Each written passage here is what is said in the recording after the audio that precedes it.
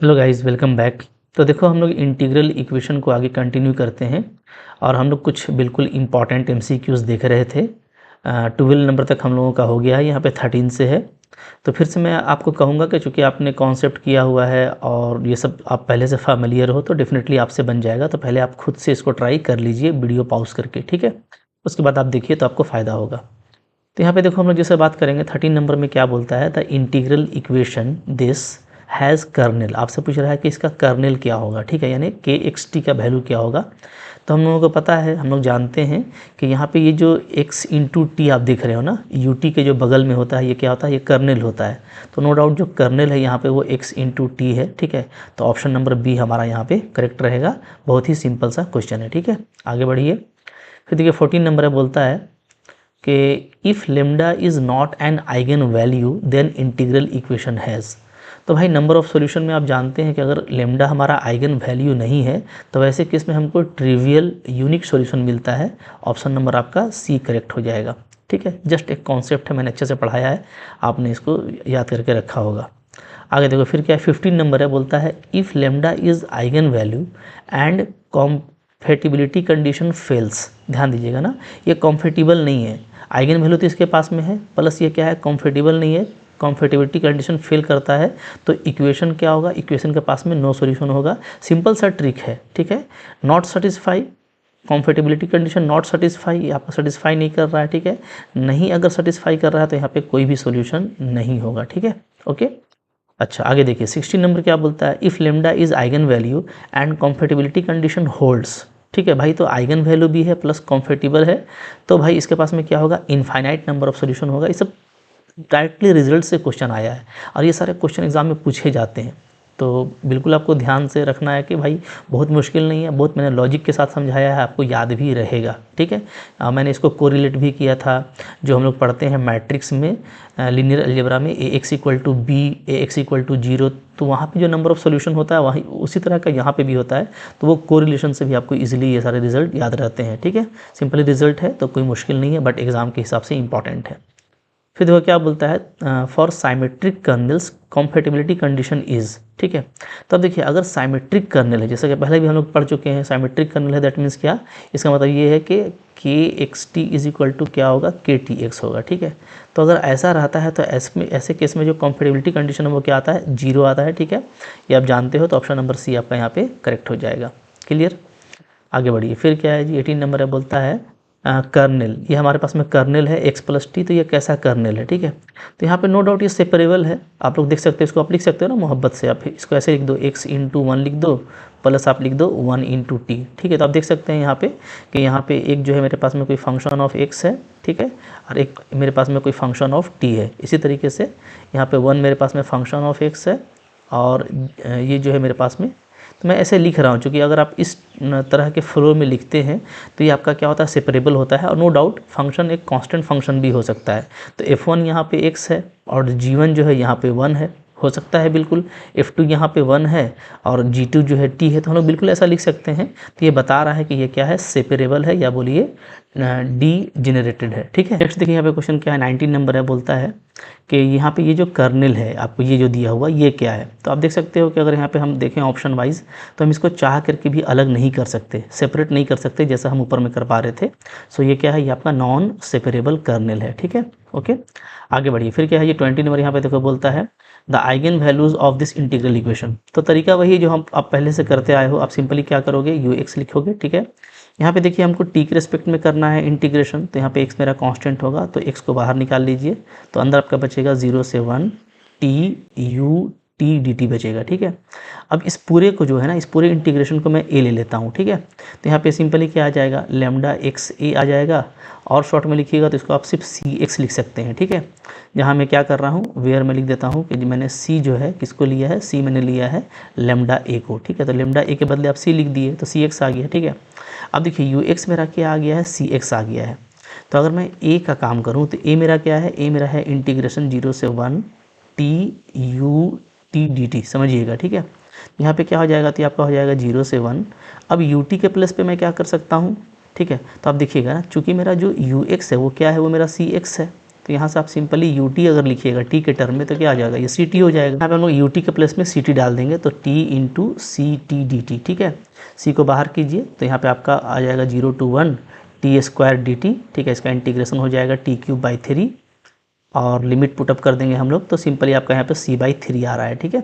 तो ए का वैल्यू देखो क्या आ गया, सी बाई 3 आ गया। अब आप देखो, ठीक है, कि सी इक्वल टू लेमडा ए है तो यहाँ पे क्या हो जाएगा, लेमडा इंटू सी बाई 3 हो जाएगा, ओके। तो सी सी आपका यहाँ पे कैंसिल हो जाएगा तो लेमडा सिंपली मेरा क्या आ जाएगा, 3 आ जाएगा। So this is our eigen value. तो भाई आइगन वैल्यू फाइंड करना काफ़ी आसान है, एक ही पैटर्न है, ठीक है। डेफिनेटली कोई भी तरह का एग्जाम में इस तरह का क्वेश्चन आएगा तो आप आसानी से कर पाइएगा, ठीक है। आगे बढ़ो, फिर क्या है जी, देखो 21 नंबर है, बोलता है eigen function corresponding to the eigen value lambda equal to 3 of the integral equation. देखिए सेम इंटीग्रल इक्वेशन है, समझिएगा, ठीक है, जो ऐसा ऊपर में था। और हम लोग ये देखें कि हमारा यू एक्स क्या आया था, यू एक्स हम लोगों का आ गया था सी एक्स, ठीक है। तो अब तो यहाँ पे सिर्फ सी एक्स ही आ रहा है, सी क्या है, कोई आपका पैरामीटर है, ठीक है। सी हम लोग का क्या था यहाँ पे, तो हम लोग ए लेमडा को हम लोग सी लिए थे, ठीक है, ओके। तो अब देखो यहाँ पे एक ही आइगन वैल्यू है लेमडा इक्वल टू 3, जैसा हम लोग देखे अभी पीछे। तो एक ही आइगन वैल्यू के लिए अगर आप देखिएगा तो यहाँ पे सी का कुछ भी वैल्यू हो, ठीक है, यू एक्स आपको क्या आएगा, सिर्फ एक ही आइगन फंक्शन आएगा, एक्स आएगा, ठीक है। कोई भी कुछ भी सी रहे तो सी से मेरा कोई मतलब ही नहीं है। डायरेक्टली आप बोल सकते हो कि यहाँ पे जो आइगन फंक्शन होगा वो एक्स होगा, क्योंकि और कोई फंक्शन है नहीं और कोई यहाँ पे टर्म है नहीं, तो सिंपली यू एक्स जो होगा वो ओनली फंक्शन ऑफ एक्स ही होगा, ठीक है। तो यहाँ पे बी नंबर ऑप्शन आपका करेक्ट है। और चाहो तो आप लेमडा का वैल्यू जो 3 आया था वहाँ से आप फिर यहाँ से सी का वैल्यू निकाल के डाल के देख सकते हैं, ठीक है। आपका वही आइगन फंक्शन आएगा, इसको निकालने का भी ज़रूरत नहीं है, ठीक है। आगे बढ़िए, फिर देखो नेक्स्ट हमारे पास में 22 नंबर क्या बोलता है, बोलता है the eigen function corresponding to the eigen value lambda is equal to 1 by pi of the integral equation, ठीक है।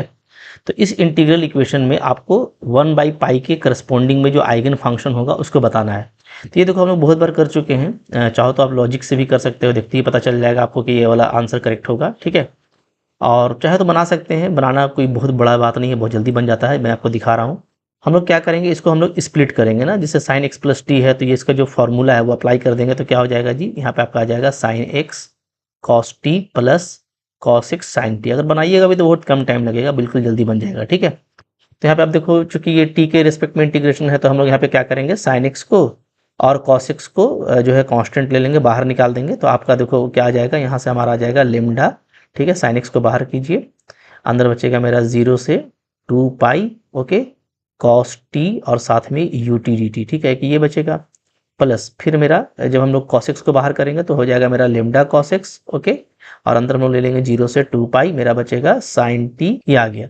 अब देखिए यहाँ पे क्या करना है, आपको पता है पहले से पूरा के प्रोसेस की, हम लोग इस पूरे इंटीग्रेशन को क्या करते हैं, कंसिडर कर लेते हैं ए, और इस पूरे इंटीग्रेशन को क्या कंसिडर करेंगे, बी करेंगे, ठीक है। तो ए और बी ले लेंगे तो हमारा क्या आ जाएगा, तो हमारा यहाँ पे यू एक्स आ जाएगा डायरेक्टली, क्या आ जाएगा जी, लेमडा ए साइन एक्स आएगा, ठीक है, और प्लस हो जाएगा हमारा lambda b cos x, okay. अब देखो यहाँ पे फर्दर हम लोग इसको ऐसे लिख सकते हैं simply A sine x, okay, plus B cos x. ये सब तरीका आपको पता है। तो हम लोग क्या किए हैं, सिंपली आप देख रहे हो कि लेमडा ए को हम लोग स्मॉल ए लिए हैं और लेमडा बी को हम लोग क्या ले लिए हैं, स्मॉल बी ले लिए हैं, पैरामीटर से रिप्लेस कर दिए हैं, तो आपका यू एक्स निकल गया, ठीक है। अब जैसे ही यू एक्स निकल जाता है तो हम लोग क्या करते हैं, यहाँ पे हम लोग इसको यू टी यहाँ से निकाल सकते हैं, ठीक है। ये आपका क्या हो जाएगा, simply A sine t plus B cos t हो जाएगा, ठीक है। तो अब टी के टर्म में आ गया। इसका फायदा ये है कि अब आप यहाँ से ए पर काम करो, ठीक है, क्योंकि हमारा इंटीग्रेशन ए क्या था, इंटीग्रेशन ए था मेरा 0 से 2 पाई, ओके, और साथ में कॉस टी और यू टी डी टी था, यू टी डी टी, ठीक है। तो हम यहाँ पे यू टी का वैल्यू डाल देंगे, ये हमारा यू टी है तो डाल दीजिए, क्या आ जाएगा, 0 से 2 पाई आ जाएगा, ठीक है।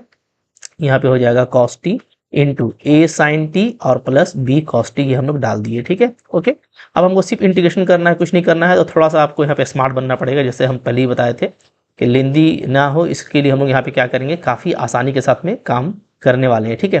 देखो मैं क्या करने वाला हूँ, मैं आपको ये दिखा रहा हूँ कि हमारा जो cos T into sine T है ये क्या बन जाएगा, तो ये बन जाएगा साइन 2t/2 बचेगा, ठीक है, 2 बनेगा।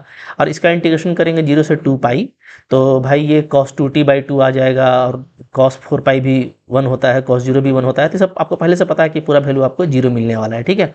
इसी तरीके से cos t into cos t करोगे तो आपको आ जाएगा cos स्क्वायर t, और cos स्क्वायर t जो है ये आपका हो जाएगा 1 प्लस cos 2t/2 होगा, ठीक है।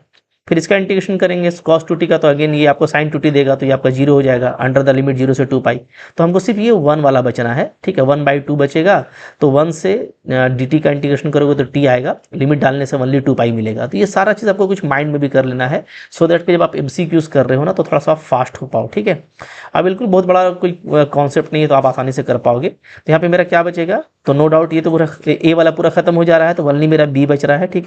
तो b/2 बचेगा, क्योंकि यहाँ पे 2b है नीचे में, और अंदर में मेरा 2 पाई बच रहा है। ये सारा कुछ मैंने आपको बता दिया, ठीक है। 1 का इंटीग्रेशन करोगे तो t आएगा, t का लिमिट हमारा सिर्फ 2 पाई बचेगा। तो 2 कैंसिल हो जा रहा है, ठीक है, यहाँ से। तो मेरा सिर्फ ओनली बच रहा है पाई बी। तो हम लोग कह सकते हैं यहाँ पर देयरफॉर कि ए मेरा क्या बच रहा है जी, पाई बी बच रहा है, ठीक है। इसी तरीके से आप निकाल सकते हो, सॉरी पाई स्मॉल बी बन रहा है ना, पाई स्मॉल बी, ठीक है। इसी तरीके से जो है हम लोग क्या कर सकते हैं यहाँ पे बी का निकाल सकते हैं इंटीग्रेशन, बहुत ही फास्ट निकलता है, कोई परेशानी वाली बात नहीं है। 0 से 2 पाई हो जाएगा, और बी हमारा क्या था, साइन टी यूटी डी था, ठीक है, sine t u t d t, okay. अब यहाँ पे अगेन आप जो है यूटी का वैल्यू डालो, यूटी आपको पता है यहाँ पे A sine t into plus B cos t है, तो ये हमारा आ जाएगा 0 से 2 pi, okay, sine t into साथ में आपका आ जाएगा A sine t plus B cos t आ जाएगा, ठीक है, क्लियर है। अब आपको आराम से करना है, बिल्कुल मोहब्बत से, फिर से वही काम करिए, इंटीग्रेशन कीजिए यहाँ पे, ठीक है ना, कि यहाँ पे साइन टी क्या बनेगा, ये आपका बनेगा साइन स्क्वायर टी, ठीक है। इसको आराम से माइंड में ही कीजिए। ये आपका आ जाता है 1 minus cos 2t/2 by the trigonometrical formula, ठीक है। अब यहाँ पे देखो cos 2t का इंटीग्रेशन जैसे हम लोग ऊपर देखे थे 0 हो जाता है अंडर द लिमिट, तो ये आपका फिर से 0 हो जाएगा, ठीक है। इसी तरीके से साइन टी और cos t को करोगे तो ये आपका आ जाएगा साइन 2t/2 आएगा, ठीक है। अगेन आप देखोगे कि साइन 2t का इंटीग्रेशन जो है अंडर द लिमिट वो क्या हो जाएगा, आपका 0 हो जाएगा, ओके। तो यहाँ पे जो बचने वाला है वो क्या बच रहा है, तो आपका चूंकि इसमें से बच रहा है तो a बचेगा, ठीक है, नीचे में 2 है तो a/2 को बाहर रखेंगे, ओके। और 1 का होगा इंटीग्रेशन t, तो आपको ओनली उसका लिमिट 2 पाई मिलेगा, ठीक है। तो भाई 2 कट जाएगा। ये सब आपको पहले से पता रहता है, बहुत फेमस क्वेश्चन है कि a का वैल्यू आपका क्या आया था, पाई b आया था, ठीक है। इसी तरीके से यहाँ पे जो b का वैल्यू है वो क्या आ रहा है, हमारा a पाई आ रहा है, ठीक है। ये दोनों काम आपका बहुत जल्दी हो जाएगा। अब यहाँ से आइगन वैल्यू निकालना काफ़ी इजी है, ठीक है, क्योंकि हम लोग को ऊपर में देखो क्या मिला है, लेमडा ए मिला है, और लेमडा बी हम लोग को क्या मिला है, बी मिला है। इसको हम लोग यूज़ करेंगे, ठीक है। तो सिंस क्या है जी, सिंस हमारा ये है कि लेमडा ए हमारा ए था, ठीक है, और यहाँ से आपका क्या आ गया, ए इज इक्वल टू आपका पाई बी आ गया, ठीक है। दोनों को मिला दीजिएगा तो यहाँ से हमारा हो जाएगा lambda pi B is equal to A. ये हो गया हमारा इक्वेशन 1, ठीक है। इसी तरीके से आप देखोगे यहाँ पे कि हमारा क्या था, लेमडा बी जो है ये हमारा स्मॉल बी था, और हमारा बी का वैल्यू क्या आ गया है, ए पाई आया है, ठीक है। इन दोनों को मिला देंगे तो क्या हो जाएगा, तो lambda a pi is equal to आपका बी हो जाएगा, ठीक है। अब देखो कुछ करना नहीं है ना, हम लोग क्या करेंगे कि मोहब्बत से इस बी का वैल्यू यहाँ पे डाल देंगे 1 में, ठीक है। देयरफॉर 1 इंप्लाइज क्या आ जाएगा, आपका आ जाएगा lambda pi into lambda a pi is equal to a cancel हो रहा है देखो, और आपका आ जा रहा है lambda square pi square equal to 1। तो यहाँ से हमको लेमडा क्या मिल जा रहा है, प्लस माइनस 1/पाई मिल जा रहा है। तो ये आपको कंफर्म हो रहा है कि जो आइगन वैल्यू है, ठीक है, देयरफॉर जो हमारा आइगन वैल्यूज़ है वो क्या है, वो है हमारा लेमडा इक्वल टू 1/पाई है, और एक आपका माइनस 1/पाई है, ठीक है।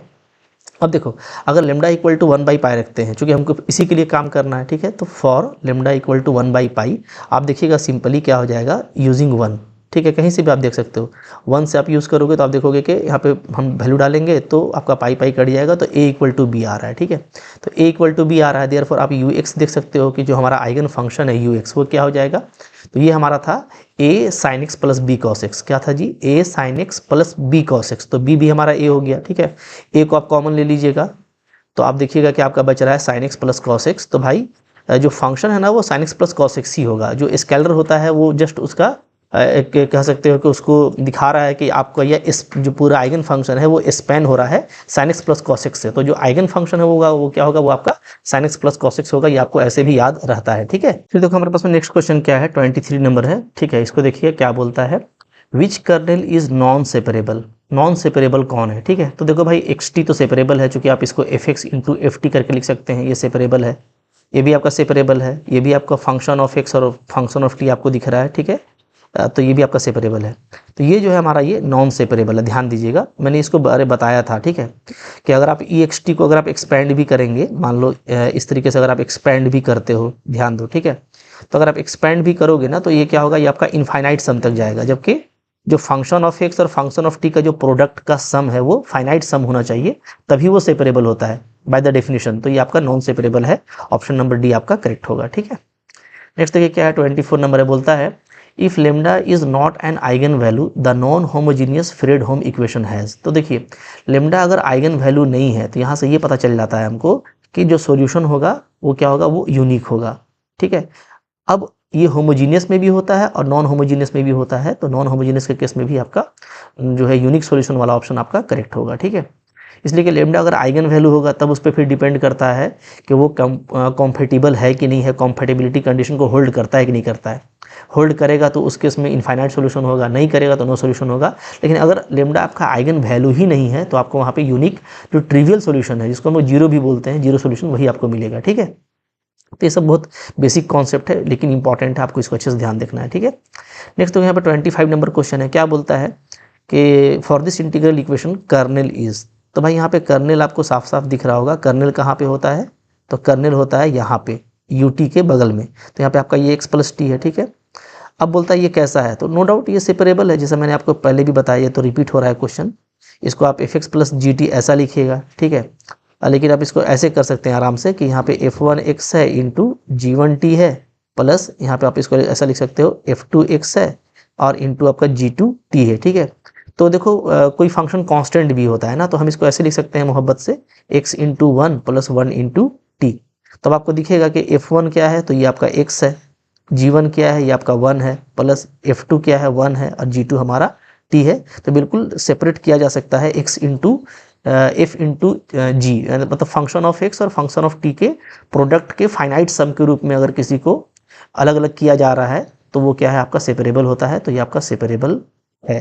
ठीक है, तो डीजेनरेट या सेपरेबल एक ही चीज़ होता है, तो यहाँ पे मैं सेपरेबल भी लिख देता हूँ। ठीक है, तो यहाँ पे ऑप्शन नंबर आपका बी करेक्ट रहेगा। तो भाई इसी तरह का क्वेश्चन आता है, बहुत मुश्किल क्वेश्चन नहीं आता। ठीक है, और मैंने आपको कुछ इंपॉर्टेंट क्वेश्चन बताए हैं जो आपको डेफिनेटली एग्जाम में फायदा देगा। आई होप आपको अच्छा लगा होगा, लाइक जरूर कीजिएगा, कोई दिक्कत है कमेंट कर सकते हैं, पढ़ते रहिए। ठीक है, थैंक यू वेरी मच।